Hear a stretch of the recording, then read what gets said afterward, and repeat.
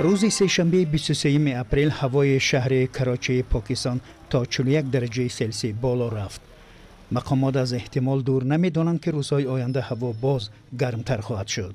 ساکنان کوشش دارند که با آب پاشی و استعمال نوشابه‌های سرد گرما را پشت سر کنند. هوا خیلی گرم است. من هر لحظه آب سرد می نوشم و برای حمایت از ضربه آفتاب به سر و تنم آب می پاشم. حکومت باید آب سرد کنکی بیشتر گذارد.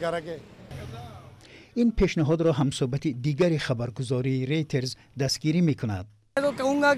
حکومت باید آب سرد کنک و آب پاشک های بیشتر در اختیار مردم گذارد و ریزاکاران به مردم کمک کنند.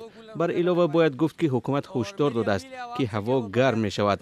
از این رو مردم نباید به ضرورت بیرون برایند.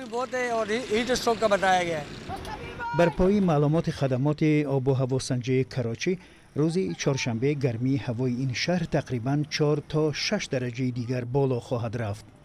مشورت خدمات آب و هواسنجی به کودکان، زنان و مردم کلانسال این بود است که از نورهای مستقیم آفتاب کنار باشند و آب بیشتر استعمال کنند. ولی ظاهراً شماری از نورسان هوای گرم را همچون آغاز موسم آببازی قبول کرده عازم آب انبارها شدند.